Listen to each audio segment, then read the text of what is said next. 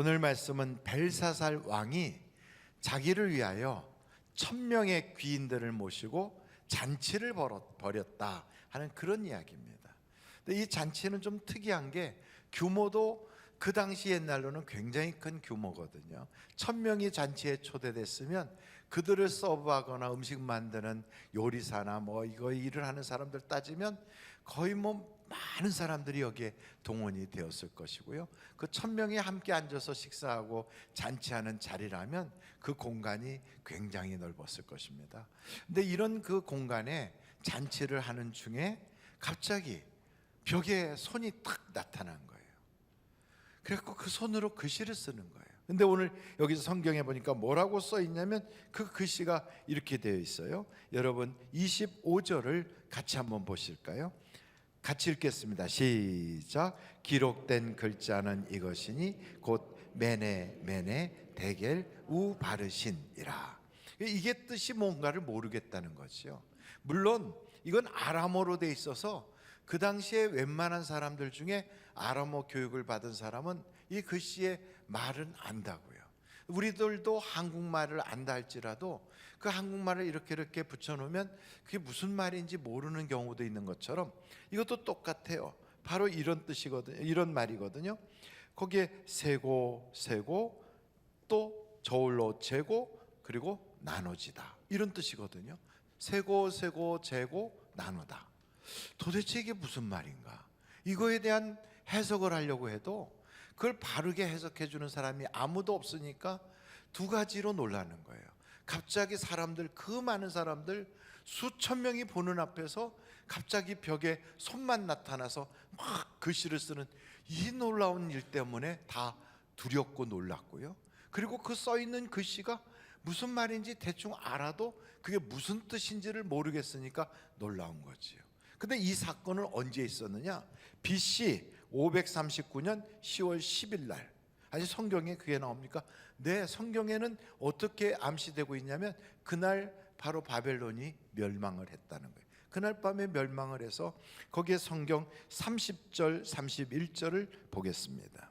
그날 밤에 갈대아 왕 벨사살이 죽임을 당하였고 메대 사람 다리오가 나라를 얻었는데 그때 다리오는 62세였더라 하고 기록된 걸 보면 바벨론이 멸망당하고 그리고 그때 메소포타미아와 그리고 페르시아로 이렇게 나라가 갈라졌던 메대와 바사로 갈라졌던 그때 바로 다리오가 왕이 되고 그 이후에 고레스가 왕이 되던 바로 그때가 언젠가 하고 날짜를 쭉 들어가면 알 수가 있는 거죠. 그래서 이 잔치는 그냥 상상으로 된 게 아니라 역사적인 사건이었다고요.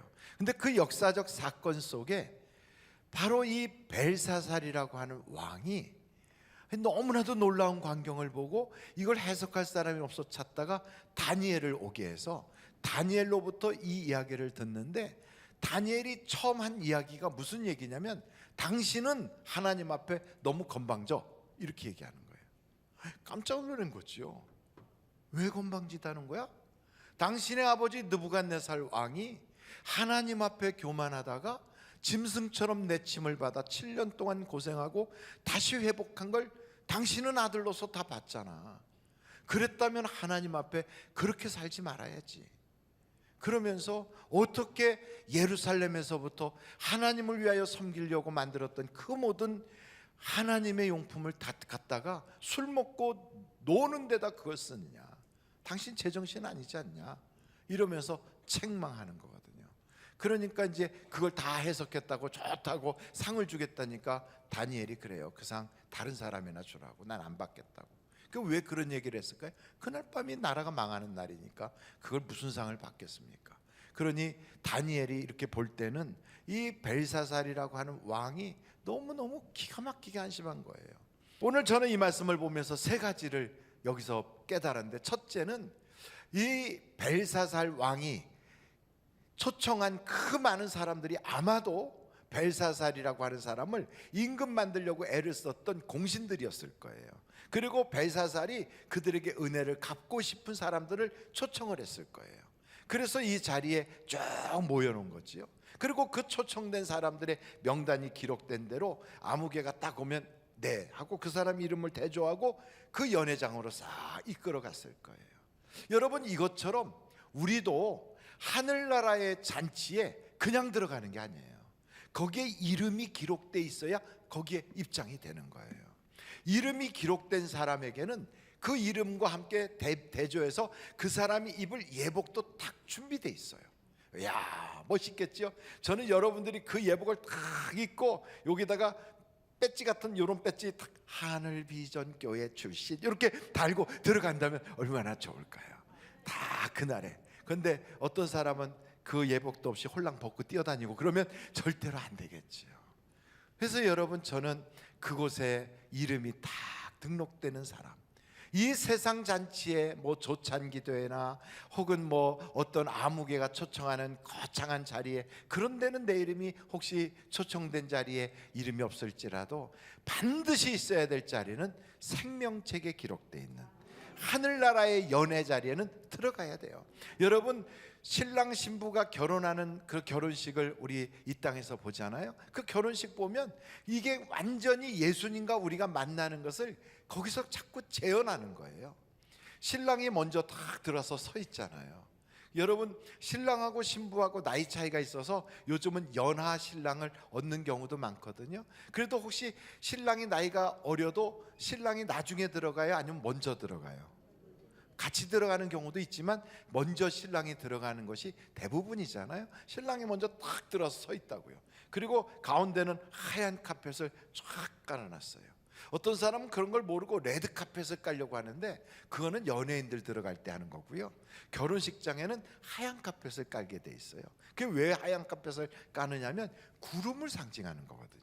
우리를 하나님께서 끌어올려 저 공중에서 주님과 함께 만나는 것을 거기서 상징하는 거거든요. 그래서 신랑 대신 예수님이 먼저 딱 기다리고 있으면 거기에 이제 신부가 입장할 때 혼자 들어가는 게 아니라 아버지의 손을 붙잡고 들어가요. 그 아버지가 누구냐면 바로 성령님이 우리의 아버지가 되어서 우리를 이끌고 신랑 대신 예수님께로 안내를 하거든요.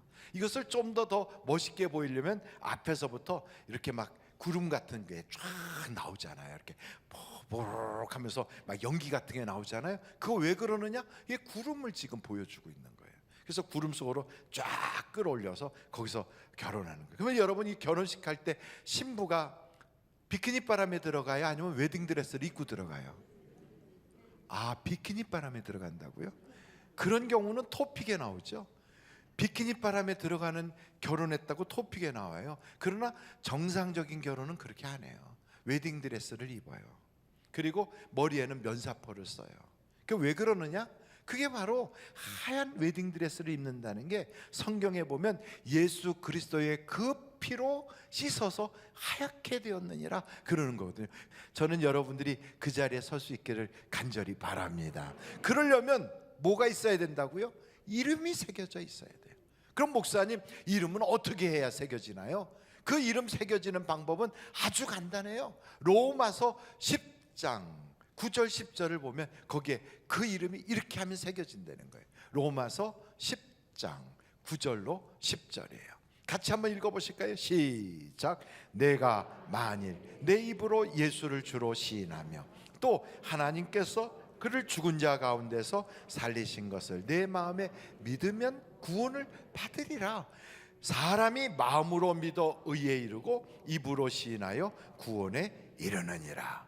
그 쉽게 마음에 믿어요. 누구를? 예수님을.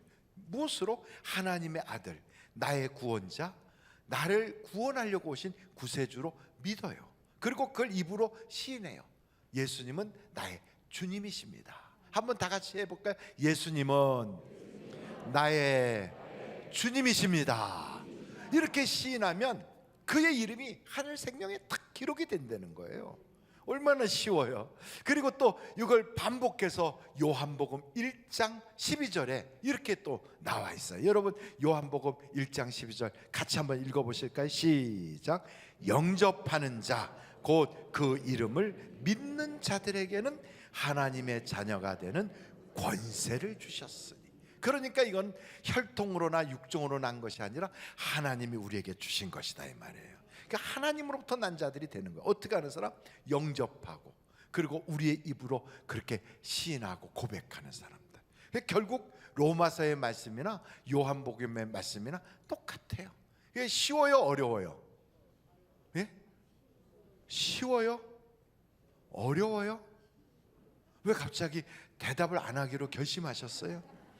그러니까 이렇게 구원받는 게 쉽거든요.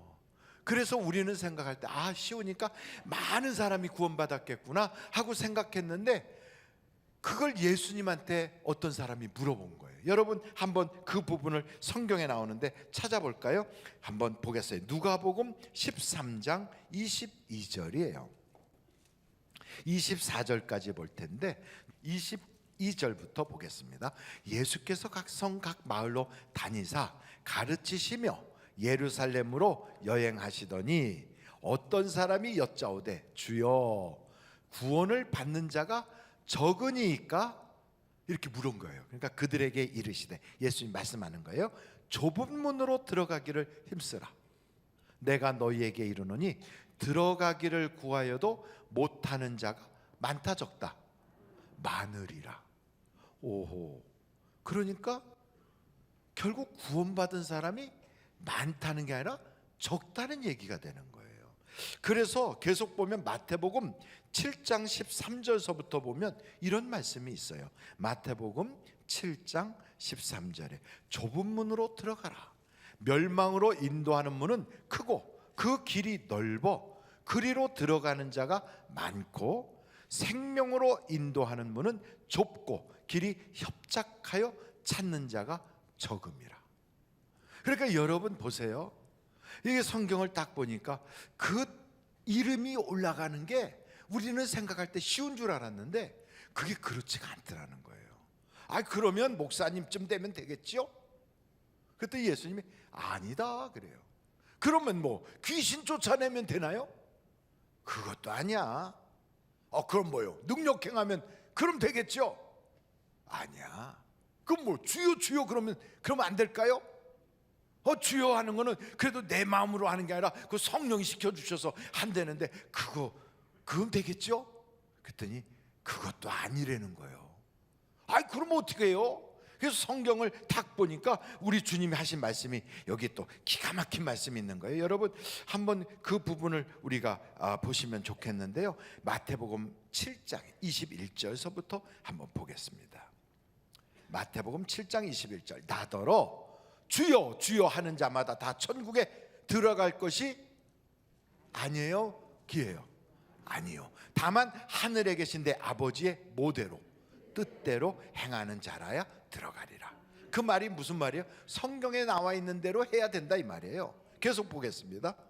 그날에 많은 사람이 나더러 이르되 주여 주여 우리가 주의 이름으로 선지자 노릇하며, 이 선지자 노릇은 요즘으로 말하면 목사가 된 거죠. 목사 노릇하며 주의 이름으로 귀신을 쫓아내며 주의 이름으로 많은 권능을 행하지 아니하였나이까 하리니, 그때 내가 그들에게 밝히 말하되 내가 너희를 도무지 알지 못하니, 뭘 행하는 자라고요? 불법을 행하는 자들아 내게서 떠나가라 하리라. 그러니까 이 불법이라고 하는 그것 때문에 뭐 목사가 되든 권능을 행하든 귀신 쫓아내든 뭐 주여 주여 하든 그렇게 된다고 이름이 올라가는 게 아니라는 거예요. 그러니 큰일 났잖아요. 죄 없는 사람이 어디 있어요? 그러니 문제지. 그걸 해결하기 위하여 하나님께서 우리에게 특별한 선물을 주셨어요. 그게 뭐냐? 보혜사 성령이다 이 말이죠. 그래서 로마서 8장 26절을 한번 보세요. 자, 같이 한번 읽겠습니다. 시작. 이와 같이 성령도 우리의 연약함을 도우시나니 우리는 마땅히 기도할 바를 알지 못하나 오직 성령이 말할 수 없는 탄식으로 우리를 위하여 친히 간구하시느니라. 아멘. 그럼 목사님 우리가 굳이 할 거 없네요. 뭐 성령이 알아서 다 하시겠지. 근데 그렇지가 않아요. 성령님이 내 안에 계시면 이분이요 죄를 짓지 못하게 자꾸 나에게 죄 지으려고 할 때마다 안 돼, 그러면 안 돼, 이렇게 말씀하시는 거예요. 마치 부모님이 잘못하려는 자식에게 야단치듯이 막듯이 그러는 거죠. 혹시나 내가 죄를 지면 그거 가만두지 않고 빨리 해결할 수 있도록 회개하게 하고 막 내 마음이 괴롭게 만들고 참을 수 없게 만들고, 이래서 그 죄와 내가 딱 갈라지게 만들고, 나중엔 그 죄가 싫어지고 죄를 미워하기까지 해서 죄를 안 짓는 사람으로 점점 바꿔놓는단 말이죠. 할렐루야. 그래서 여러분, 우리에게 전에는 죄의 열매가 주렁주렁 맺어지던 사람인데 예수 그리스도가 성령을 내게 보내주시면 그때부터 이 성령께서 자꾸 성령의 열매가 맺어지게 만드는 거예요. 성령의 열매가. 그러므로 어떻게 해야 돼요? 하나님의 도우심을 받아야 되는 거예요. 성령님이 우리 속에서 도와주셔야 내가 할 수 없는 그 일을 하게 되거든요. 그래서 성령님 도와주세요. 성령님을 내게 보내주세요. 성령님이 없이는 살 수 없어요. 그래서 성령님이 내게 절실히 필요하거든요. 예수님도 우리 보고 성령 받아라 그러고, 베드로 요한도 저 사마리아 땅에 예수의 복음이 들어갔다니까 성령 받기를 위하여 기도해주고, 그리고 여러분 사도 바울도 너희가 믿을 때 성령을 받았느냐 그렇게 묻잖아요. 제가 한번 여쭤볼게요. 여러분 교회 다니시는 건 다 우리가 여기서 만났으니까 알겠는데, 그러나 여러분 이렇게 교회 다니시는데 성령은 받으셨습니까? 지금 아멘을 하려고 하는데 한 3분밖에 안 하시고 나머지는 받은 것도 같은데 또 아닌 것도 같아. 이게 오락가락해. 그 왜 그러느냐 여쭤보면, 옛날에 방언 분명히 했는데 그동안에 이게 안 되고 있어. 옛날에 기도할 때 이게 막 쭉 뜨끈뜨끈하고 막 떨렸는데 요즘은 냉랭해. 그래서 성령이 떠난 것 같은 생각이 들어서, 성령 받으셨습니까? 그러면 옛날에는요, 이렇게 말하고 싶은 거거든. 근데 여러분 기억하십시오. 성령님은 떠나지 않습니다. 성령님이 내게 오시면 나라고 하는 사람은 변덕이 많아. 나라고 하는 사람은 인생에 기복이 있어요. 그러나 성령님은 반석 같은 분이에요. 변하지 않아요. 떠나지 않습니다. 내가 교회를 지금은 건강해서 다니는데 혹시 그런 일이 없어야 되겠지만 치매에 걸린다거나 혹은 몸에 불편함이 있어서 요양원에 가 있다. 그 교회 못 나오잖아요. 그러면 그때는 뭐 성령님이 떠나버리시게요? 아닙니다. 한번 성령님이 오시면 내가 어느 곳에 있든지 성령님은 나를 이 세상 끝나는 그날까지, 주님 앞에 갈 때까지 나와 늘 함께하는 걸 믿으시기를 바랍니다. 그러므로 여러분, 한번 구원 받았으면 구원이 떨어져 나가질 않아요. 구원이 없어지질 않아요. 구원이 취소되지 않아요. 그래서 예수 믿으면 구원 받는다. 아멘. 그랬으면 지금은 약하지만, 지금은 아주 미약하지만 성령의 열매가 점점점 나타나게 되어 있는 거예요. 그래서 갖다가 나무 묘목을 탁 심어 놓으면요, 그럼 몇 년 지날 때까지는 꽃도 잘 안 피고 이게 좀 이파리 조금 나오다 말고, 그래서 이게 진짜 이게 무슨 나무 맞나 이런 생각이 들거든요. 그런데 이제 정말 성장하면 거기에 열매가 맺어지는 거예요. 그래서 여러분 낙심하지 말고 하나님과 밀접한 관계만 만드시면 성령께서 성령의 열매가 맺어지게 하시는 거예요. 그래서 여러분 기도하십시오. 하나님, 내 힘으로 살지 않고 성령을 의지하여 살게 하여 주시옵소서. 하나님은 뭘 보시느냐? 열매를 보시거든, 열매를. 그래서 열매가 있는 자는 열매를 더 맺게 하려고 나에게 은혜도 주시고 나를 깨끗하게도 하시고 나에게 하나님 기도의 응답도 주신다 이 말이에요. 그래서 여러분 열매를 맺잖아요. 그러면 내 인생의 기도의 제목이 있는 게 착착착착 응답을 받아요. 그 기도의 제목이 치료의 역사든 물질의 문제든 법적인 문제든 인간관계의 문제든 그 어떤 문제든지, 여러분 앞에 서 있는 저도 치료받아서 오늘 희귀병, 난치병 같은 것도 이렇게 많이 완화되고 참 좋아서 여러분 앞에 서 있는 거 아닙니까? 저는 제가 살아있는 것 자체가 하나님이 살아계신 증거라고 보거든요. 그것처럼 여러분의 인생도 똑같아요. 하나님 앞에 열매만 탁 맺어드리면 그 열매를 보고 열매를 더 맺게 하려고 하나님이 막 나를 밀어주시거든요. 더더군다나 오늘 이 예배 자리는 엄청난 자리거든요. 왜요? 예배는 하나님이 우리와 만나 주시는 자리거든요. 여러분, 이 세상에 사랑하는 애인과 만난다고 해도 얼마나 긴장이 되겠어요. 집에서 머리도 한 2번 3번 더 빗고 거울도 더 보고 그 얼굴이 그 얼굴인데도 자꾸 쳐다보고 또 입술도 이렇게 제가 이것도 하고 막 그러고선 그냥 마스크 쓰고서 혹시 마스크 썼다가 또 벗었다 이렇게 가면서 그러면서 그 사랑하는 사람 얼굴 보려고 뛰어나가잖아요. 근데 이 세상에 그래봤자 노래의 가사처럼 나팔꽃보다 짧은 사랑이라 이 말이죠. 얼마도 못 가고 변심하고 변덕 부리고 처음에는 그렇게 좋았던 그 사람이 나중에는 그 인간 때문에 못 살겠다 이렇게 변할 수도 있어요. 왜냐하면 인간은 원래 그러니까. 그렇지만 여러분, 하나님은 그렇지 않아. 하나님은 변덕이 없고 하나님은 나의 인생의 모든 부족함을 채워주시고 내게 있어서 꼭 있어야 될 걸 아시는 하나님이 여러분 만나면 내 인생 팔자가 바뀐다 이 말이에요. 그래서 성경에 보면요, 병든 자들이 만날 때마다 예수만 만나면 치료가 나타나는 거예요. 문제 있는 자가 예수만 만나면 문제가 해결되는 거예요. 가정에 있던 어둠의 영도 쫓겨나가는 거예요.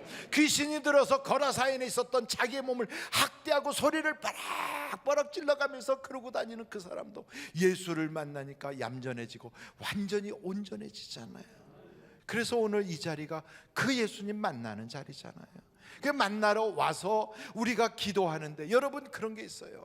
이렇게 하나님께서 나에게 열매를 맺게 말씀을 하시는데도 우리가 이걸 자극을 받지 않고 그냥 킁킁거리면서 아무런 감각도 없이 열매 맺을 생각도 하지 않고 교회 생활만 그냥 시계추처럼 왔다리 갔다리 왔다리 갔다리 이러고 있으면요, 우리의 마음이 화인 맞은 것처럼 그냥 도로 포장한 것처럼 딱딱해지는 거예요. 그래서 교회를 다니는데도 기도가 안 돼. 회개를 하려고 하는데도 아무런 기도를 올릴 수가 없어요. 예배를 드려도 예배의 감격도 없어요. 말씀을 듣는데도 항상 잡념과 세상 생각으로 꽉 차 있어. 참 이상하잖아요. 이게 영적인 거거든. 근데 이런 영적 상태를 그냥 두잖아요. 그럼 어떻게 되냐면 하나님께서 나중에 자꾸 이렇게 경고하고 말씀하시다가 마음을 닫아버려요. 부부간에도 그렇잖아요. 여보, 오실 때 그저 딸기 좀 사오세요. 근데 그냥 와. 왜 딸기 안 사왔어? 그랬구나. 몰랐어, 잊어버렸어. 그러고서 그 다음에 그럼 내일은 꼭 사와요? 안 사와. 그러면 한 2번 그러면 사오라고 해요, 안 해요? 안 해요. 차라리 내가 사 먹자. 그리고 말을 안 해요. 하나님하고 우리 사이도 그래요. 말씀하시거든요, 깨닫게 하시거든, 자극 주시거든요, 안 들어 먹어. 그러면 입을 닫아요. 그때부터가 무서운 거예요. 부부도 그러잖아요. 마음이 다치기 시작하면 그때부터가 이게 무서운 거예요. 그때부터 이게 마귀가 틈타기 시작하는 거예요. 하나님과 우리 사이에도 하나님이 마음을 딱 닫아버리잖아요. 그러면 그걸 성경은 뭐라고 그러면 내버려 두는 거다는 거예요. 내버려둬. 그러면 삶에 어떤 자극도 없어. 무슨 사건이 터져가지고 내가 뭐 깨닫게 하거나 나를 돌이키게 하거나 그런 것도 없어요. 아무 이상 없어. 그렇게 살아가는데도 별로 무슨 문제가 생기지도 않아. 그러니까 아무런 문제가 없으니까 그냥 살아요. 그런데 어떻게 되느냐? 사울같이 되는 거예요. 아무런 문제가 없어. 꿈으로도 환상으로도 아무런 문제 없어. 누가 뭐라고도 안 해. 그러다 갑자기 퍽 하고 망해버리는 거예요. 요나도 그래요. 하나님은 다시스로 저 니느웨로 가라는데 자기 혼자 다시스로 도망가. 그런데 이상하게 길이 잘 풀려. 배도 딱 만나고 풍랑도 아니고 아주 잔잔하고, 이야, 그리고선 배 밑창 가서 누워 자는 거예요. 아무런 일이 없는 것 같아요. 그러다가 갑자기 쾅 하고 터지는 거예요. 여러분, 우리 하나님이 그렇게 하시길 원하질 않아요. 그래서 우리를 자꾸만 제발 그러지 마라. 너 기도해야지. 너 하나님께 바로 서야지. 너 열매 맺어야지. 우리에게 그러시는 거예요. 그게 잔소리가 아니라 그게 사랑의 메시지거든요. 왜요? 우리 잘 되라고. 열매를 맺으면 맺을수록 그 열매를 하나님이 따드시느냐? 아니에요. 그 열매 때문에 내 인생이 풍요로워지는 거예요. 그 열매 때문에 나는 인간관계가 행복해지는 거예요. 그 열매 때문에 마귀는 한 길로 갔다 7길로 도망가 버리는 거예요. 그 열매 때문에 내게는 하나님의 응답이 점점 쌓여가기 시작하는 거예요. 그 열매 때문에 나는 능력이 있게 되는 거예요. 저는 우리 하늘비전교회 성도들이 이런 3가지, 하늘나라의 그 잔치자리에 내 이름이 기록된 그런 사람이 되고, 2번째는 성령의 열매가 있고, 3번째는 하나님으로부터 버림받은 자가 아니라 하나님과 깊은 교제가 이루어지는, 내 안에 하나님이 계시고 나는 하나님 안에 있는 바로 그런 자. 그래서 그의 삶이 잔치집 같은 그런 인생이 되는 것, 이게 하나님이 우리를 향하신 뜻이거든요. 저는 우리 하늘비전교회 모든 성도들이 이런 삶을 사시기를 주님의 이름으로 축원합니다.